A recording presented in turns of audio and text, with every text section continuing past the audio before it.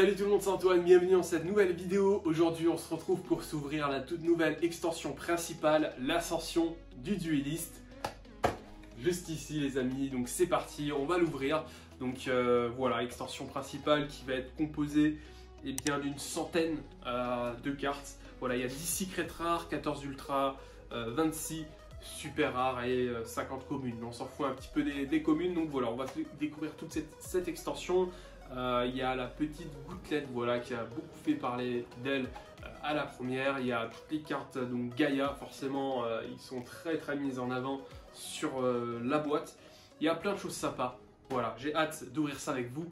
C'est parti. Commençons tout de suite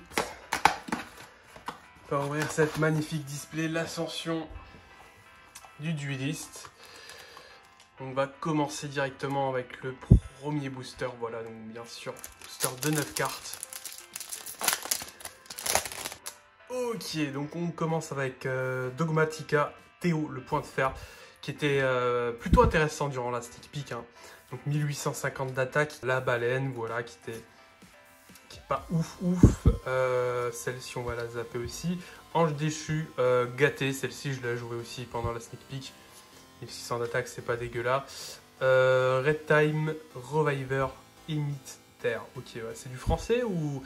Ok, donc petit elfe synthoniseur en super niveau 2. Ok, donc je m'étais pas spoilé trop. Enfin, j'avais pas vu cette carte là quand je m'étais un petit peu spoilé sur l'extension.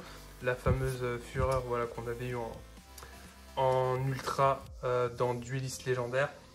Donc je vais faire un petit paquet, voilà, les cartes qui m'intéressent moins, les raretés, les cartes qui m'intéressent un petit peu.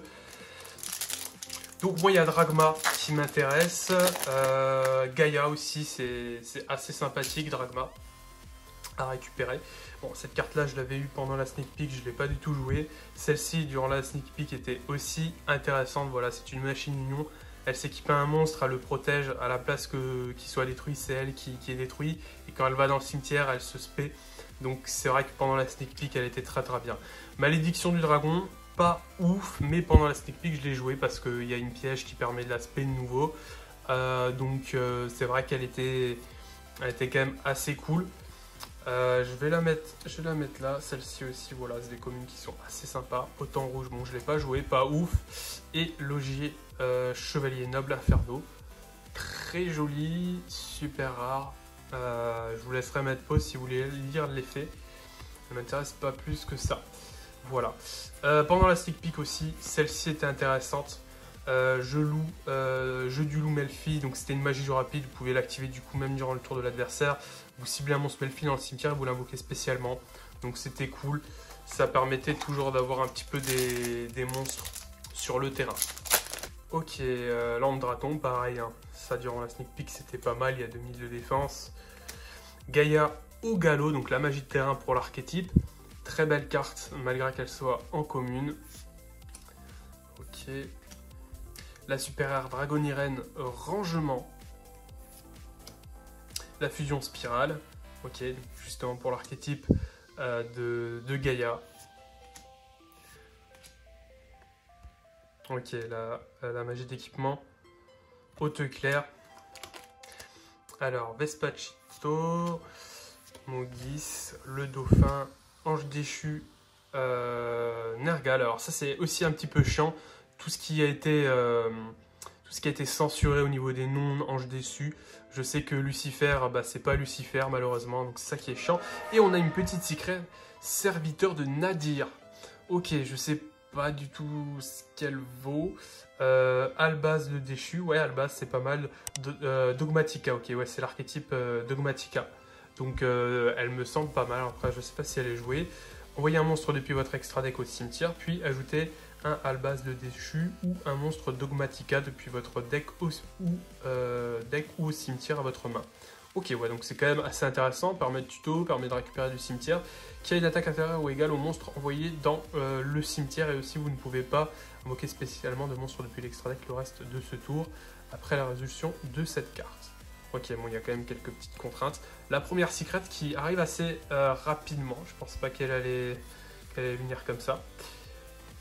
Ok, on continue. Ça fait plaisir quand même hein, d'avoir des petits boosters avec Gaïa dessus. faut quand même se dire que Gaïa, il est de base, il est sorti dans la légende du dragon blanc aux yeux bleus. Ange déchu, gâté. Ok. Ange déchu, capricieux. Ok, je l'ai pas eu celle-ci, je crois, durant la sneak peek. Durant la première. Bloc roule, vitesse roïde. Ok, une petite guitare. Bien sympa. Ok, rassemblement de la vengeance. Ok, durant la sneak peek, il y avait cette carte-là, donc qui était assez intéressante, qui permettait de spé un monstre dragon de maximum niveau 7, qui était donc dans le cimetière. Donc c'était assez intéressant justement avec lui. Voilà, donc c'était assez cool encore, c'était pas trop mauvais. Et pour ceux qui avaient récupéré plusieurs cartes Gaïa, du coup c'était assez fort durant la sneak peek. Ok, donc on continue. Main du tonnerre, voilà, pas trop mauvaise durant la sneak peek, sachant que voilà, il y avait pas mal de cartes avec 1600 d'attaque ou de défense. Le lapin Melfi, voilà, qui était pas mauvais. Et on a notre premier ultra rare, le fournisseur Quacky Meru. Super petite ultra, donc rocher 1400 d'attaque, 1600 de défense. Je vous laisserai mettre pause, voilà, si vous voulez lire l'effet. Très joli, donc ultra rare. À clé de voûte Nemesis. Très cool, donc ça vient compléter ce qu'on avait déjà eu dans l'assaut Eternity Code, pardon. Donc à voir du coup si je vais pouvoir le jouer avec Thunder Dragon. Ah super. On a le monstre, la super soldat Gaïa, le chevalier implacable. Donc voilà, carte qui va pas du tout être compétitive ni méta, mais qui est quand même un archétype qui est extrêmement sympathique. Donc il y a un effet rapide, on peut sacrifier un monstre fusion dragon et invoquer spécialement cette carte depuis la main. Et si cette carte est invoquée spécialement, on peut cibler un monstre en position d'attaque sur le terrain et la changer en position de défense. Bon, ça ne sert pas à grand chose, mais voilà, c'est toujours intéressant. Vous pouvez sacrifier cette carte et ajouter un monstre guerrier de minimum niveau 7. Celle-ci exclue, enfin, soldat Gaïa, le chevalier implacable, exclu depuis votre deck à votre main.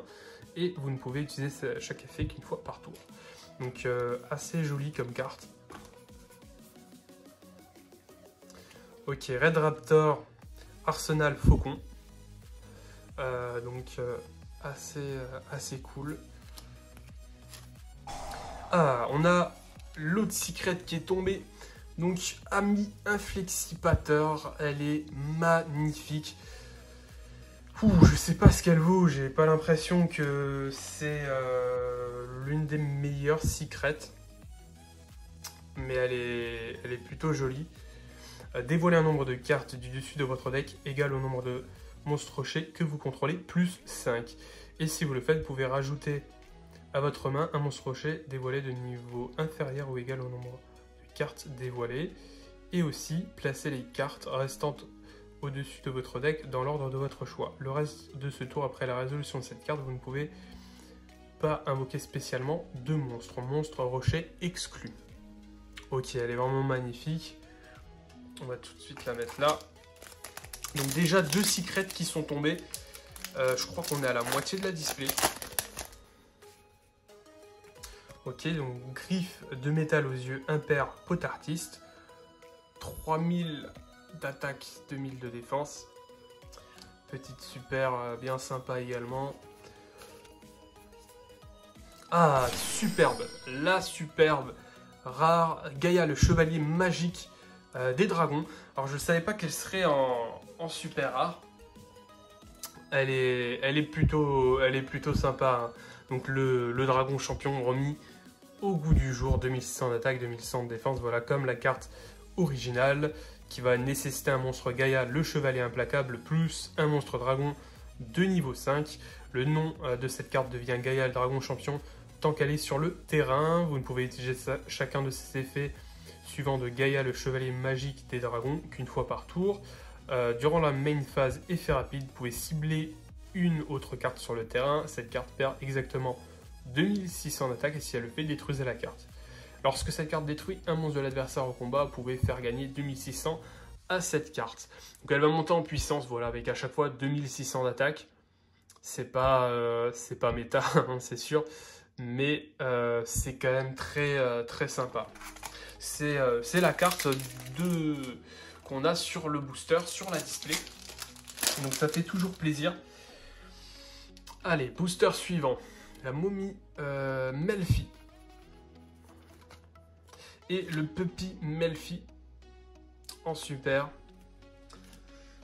Alors j'ai une commune là, la décharge spirale, voilà, qui va avec l'archétype qu'on n'avait pas vu avec justement pour l'archétype Gaïa. Voilà, je vous laisse mettre pause si vous voulez lire l'effet. Ok, Dédé Chien, la petite carte pendule. Ah, la petite Ultra Win, la canalisatrice de vent. Voilà, également que j'ai obtenu durant la sneak peek. C'est une niveau 5, donc très clairement avec 1850 d'attaque, elle est vraiment pas OP. Ok, on a déjà eu celle-là. Ok, arme noble Inferno Joyeuse. Donc la carte magie d'équipement. Ok, donc cette super là, voilà aussi. Dans la première, elle est pas ouf. Ah, artillerie tortue catapulte pour l'archétype de Gaïa. Donc carte assez sympathique. 1000 d'attaque, 2000 de défense. Vous pouvez sacrifier un monstre invoqué spécialement, un monstre Gaïa le chevalier implacable ou un monstre dragon de niveau 5 depuis votre main ou deck. Vous ne pouvez utiliser cet effet de artillerie tortue catapulte qu'une fois par tour. Donc c'est assez sympa vraiment pour invoquer directement depuis le deck. Surtout voilà avec les monstres Melfi qu'on pouvait facilement invoquer spécialement durant la première. C'est vrai que il y avait toujours un petit peu des monstres à sacrifier. Mais bon, fallait avoir les monstres Gaïa qui allaient bien avec. Ok, donc la guitare on l'a déjà eu. Ok, on l'a déjà eu. C'est vrai que là il y a des super qui tombent pas mal. Ok, faites Yaminab. Et le dernier booster. Donc je pense normalement il y a au moins une ultra là-dedans. Au moins vu le quota que j'ai eu. Et voilà, la petite ultra Melfi de la forêt. Ok, plutôt sympathique, qui va nécessiter donc 2 monstres de niveau 2. Ça tombe bien, hein, l'archétype Melfi. Il y a principalement que ça. Donc voilà, vous pouvez détacher un matériel de cette carte et ajouter une carte Melfi depuis votre deck à votre main. Si un autre monstre Melfi face recto que vous contrôlez est envoyé à votre main, sauf durant la damage step, vous pouvez cibler un monstre face recto contrôlé par votre adversaire.